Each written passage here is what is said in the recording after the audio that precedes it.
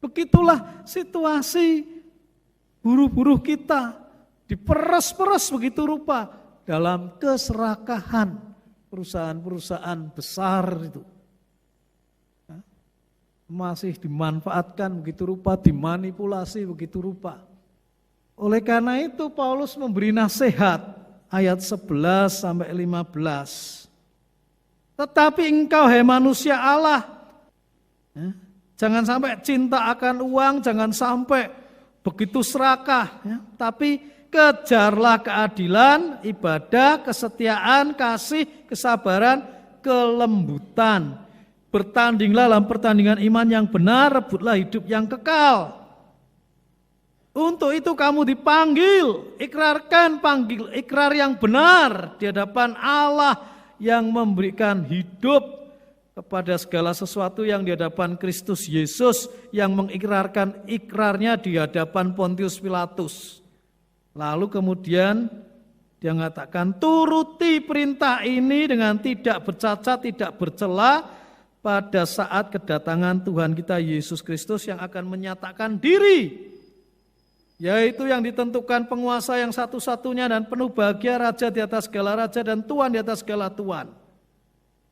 Dialah satu-satunya yang tidak takluk pada maut, bersemayam dalam terang yang tidak terhampiri. Seorang pun tak pernah melihat dia dan memang bagi manusia tidak dapat melihat dia. Baginya lah hormat dan kuasa yang kekal. Coba Anda kaget enggak? Di tengah-tengah pembicaraan soal duit, tiba-tiba roh Paulus terbang dan mendekati tahta Allah untuk menyembah. Lalu dia katakan,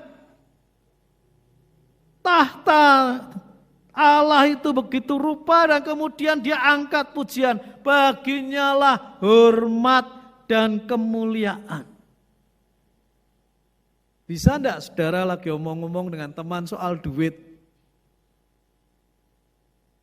Ya, sehingga bicara soal duit ini, tahu-tahu pindah segala hormat dan kemuliaan bagi Allah, menyembah Tuhan di tengah-tengah pembicaraan soal duit. Kira-kira bisa enggak? Kita bayangkan, kita bisa enggak melakukan hal itu? Kalau sudah soal duit, soal teks amnesti, soal apa, tahu enggak? Kita bisa enggak kita menyembah Tuhan? Hampir mustahil ya. Tapi kita heran enggak lihat Paulus ini, sedang gayeng cerita soal duit, tahu-tahu kok menyembah Tuhan. Baru kemudian dia seperti sadar, lalu sampai mana tadi? Oh, soal duit ya. Ayo lanjutkan. Peringatkan pada orang-orang kaya di dunia ini agar jangan tinggi hati, jangan berharap pada kekayaannya. Ya. Jadi dia kemudian kembali lagi bicara lagi soal duit setelah dia sesaat tadi menyembah Tuhan begitu rupa. Nah ini aneh sekali. Tapi inilah kunci rahasia kalau kita mau hidup tidak dimiliki, tidak dicengkram oleh duit. Sikap yang benar terhadap uang itu hanya muncul kalau kita meninggikan Allah dalam hidup kita. Kita mengakui segala yang kita miliki itu cuma milik Allah, cuma titipannya. Kita mengakui dia betul-betul sebagai pemilik yang sejati. Sehingga apapun yang terjadi, kita tidak akan merasa marah. Uang kita mungkin disikat orang, ditipu orang. Ya kalau sang pemiliknya mengizinkan, kenapa kita harus marah? Kalau kita misalnya mengalami berbagai hal yang tidak menyenangkan, kerugian besar, apa boleh buat? Tuhan mengizinkan semuanya itu, monggo. Tidak sampai stroke, tidak sampai bunuh diri. Tapi kalau hati kita ada pada duit kita dan kita dicengkram oleh duit kita, ya bagaimana kita bisa merasa nyaman? Hati kita perlu berlabuh betul-betul di dalam tangan Allah. Kedamaian dari Allah. Baru kita merasakan the spirituality of contentment yang menjadi tema kita hari ini. Spiritualitas hidup yang puas hati. Ya. Spiritualitas kepuasan hati ini hanya muncul ketika kita benar-benar di dalam damai sejahtera Allah, nyaman-nyaman saja. Ini pertanyaan yang harus kita jawab pagi ini. Maka Allah benar-benar jadi pusat kehidupan kita dan kita merasakan kepuasan hidup bersamanya. Kalau tidak akan ada hentinya. Kita terus lari mengejar itu semua. Saya ingin bacakan puisi makna sebuah titipan dari Rendra. Seringkali aku berkata, ketika orang memuji milikku bahwa sesungguhnya ini hanya titipan, bahwa mobilku hanya titipan Allah, bahwa rumahku hanya titipannya, bahwa hartaku hanya titipannya, bahwa putraku hanya titipannya. Tetapi mengapa aku tak pernah bertanya, mengapa dia menitipkan kepadaku? Untuk apa dia menitipkan ini padaku? Dan kalau bukan milikku, apa yang harus kulakukan untuk miliknya ini? Adakah aku memiliki hak atas sesuatu yang bukan milikku? Mengapa hatiku justru terasa berat ketika titipan itu diminta kembali olehnya? Ketika diminta kembali, kusebut itu sebagai musibah, kusebut itu sebagai ujian, kusebut itu sebagai petaka, kusebut dengan panggilan apa saja untuk melukiskan bahwa itu adalah derita. Ketika aku berdoa, ku minta titipan yang cocok dengan hawa nafsuku. Aku ingin lebih banyak harta, ingin lebih banyak mobil, lebih banyak popularitas, dan kutolak sakit, kutolak kemiskinan, seolah semua derita adalah hukuman bagiku. Seolah keadilan dan kasihnya harus berjalan seperti matematika. Aku rajin beribadah, maka selayaknya lah derita menjauh dariku dan nikmat dunia kerap menghampiriku. Ku perlakukan dia seolah mitra dagang dan bukan kekasih. Ku minta dia membalas perlakuan baikku dan menolak keputusannya yang tak sesuai dengan keinginanku. Gusti, padahal tiap hari kuucapkan, hidup dan matiku hanya untuk beribadah. Ketika langit dan bumi bersatu, bencana dan keberuntungan sama saja. Saya ingin lanjut dengan bagian yang kedua. Spiritualitas kepuasan hidup itu wujud konkretnya adalah kepedulian dan kemurahan hati. Ya. Jadi kalau kita mengatakan kita itu dekat dengan Tuhan dan mengalami kepuasan hidup di dalam Tuhan, itu hanya bisa terbukti kalau kita peduli dan murah hati. Kalau pelit, jangan harap kata-kata itu dapat dibenarkan. Pasti sesuatu ada yang salah di situ. Entah munafik saja, entah belum betul-betul menghayati kepuasan hidup di dalam Tuhan. Maka Rasul Paulus tadi mengatakan, peringatkan orang-orang kaya agar mereka jangan sombong, jangan tinggi hati, jangan berharap pada yang tidak tertentu seperti kekayaan. Kekayaan itu sebentar aja sudah lenyap kok ya. Apa yang bisa kita banggakan toh? Terbakar habis. Ya toh? Kena crash di Wall Street sudah tahu-tahu habis. Saham-saham kita sudah jadi tidak ada artinya. Nyimpen dalam bentuk apa? Bank, deposito, kurang. Cari yang tukang membungakan uang begitu rupa. Nanti tahu-tahu ditipu, ditilep. Ya, investasi bodong. Ya kan begitu toh ya.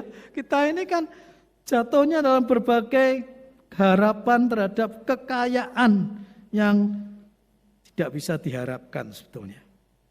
Lalu diperingatkan begitu rupa. Supaya mereka itu berbuat baik, jadi kaya dalam kebajikan, suka memberi dan membagi. Dan dengan demikian mengumpulkan harta sebagai dasar yang baik di waktu yang akan datang. Jadi memberi dan berbagi. Nah ini diceritakan lebih lanjut dalam Injil Lukas tadi. Perhatikan baik-baik di perumpamaan kali ini, nama disebut. Biasanya nama tidak disebut. Anda tahu namanya anak yang terhilang? Tidak ada. Padahal namanya Yoyo. Tidak ya Pak. Tidak ada dalam Alkitab. Atau orang Samaria yang baik hati. Siapa namanya? Tidak tahu. Supaya semua orang bisa menjadi orang Samaria yang baik hati itu. Penabur, siapa namanya yang menaburkan benih itu? Oh, enggak ada siapa petaninya, enggak peduli. Semua orang harus belajar mendengar firman Tuhan dengan baik, menyimpan dalam hatinya.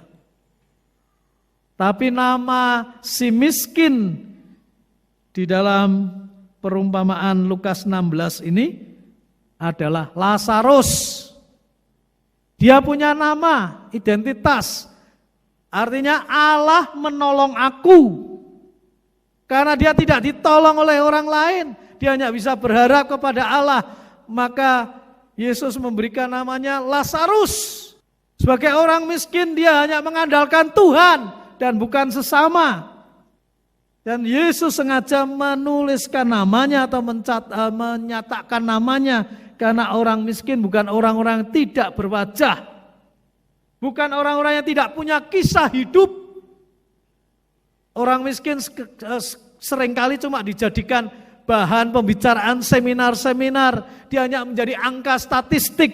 Tapi kalau Yesus berbicara tentang orang miskin, Yesus berbicara tentang mereka sebagai manusia. Bukan cuma angka, mereka individu. Dan Yesus memberikan sikap yang konkret, penuh hormat. Dia sebut namanya di dalam perumpamaan itu. Perumpamaan lain tidak butuh nama. Tapi begitu perumpamaan orang miskin ini, Yesus sebut namanya.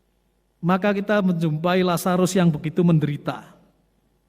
Kontras, orang kaya itu pakaiannya jubah ungu, kain halus. Setiap hari bersukaria dalam kemewahan. Tapi Lazarus penuh dengan borok, berbaring karena badannya sudah sakit-sakitan berarti. Dekat pintu rumah orang kaya itu, sebutan pintunya aja pakai istilah khusus. Bukan sekedar pintu, tapi gerbang gede dalam bahasa aslinya. Gerbang yang besar seperti gerbang kerajaan. Jadi ini rumah orang yang betul-betul jet set, super, ya. Orang kaya yang super sekali, elit betul-betul. Dan dia mengharapkan makanan yang jatuh dari meja orang kaya itu. Bukan makanan yang diberikan oleh orang kaya itu. Orang kaya itu tidak pernah memberi apa-apa. Maka yang jatuh jangan harapkan daging ayam, tapi jatuhnya ya tulang ayam. Ya. Jangan harapkan yang jatuh itu roti, tapi remah-remah. Itu yang diharapkan oleh si Lazarus. Diberi lagi tanggapan, malahan anjing-anjing datang. Jadi mengapa anjing? Ya karena bersaing rebut sisa makanan. Dan mengapa anjing menjilati boroknya? Karena masih lapar. belum diberi cukup makan juga oleh majikannya. Jadi majikannya ini pelitnya tidak karu-karuan. Apa yang terjadi? Kelihatannya orang kaya ini mungkin di mata kita masih cukup baik. Kelihatannya tidak kejam-kejam amat tuh, dia tidak mengusir Lazarus dari dekat pintu gerbangnya. Mungkin orang kaya sekarang kalau ada orang yang borokan, bau busuk ya diusir ya. Ini enggak tuh. Dia masih menikmati hidupnya di dekat gerbang rumah orang kaya itu. Tapi perhatikan, orang kaya itu tidak peduli sama sekali. Nah itu yang ditekankan oleh Injil. Sikap yang tidak peduli dan tidak punya kemurahan hati sama sekali. Kemudian orang kaya itu mati, Lazarus juga mati, ya. Dan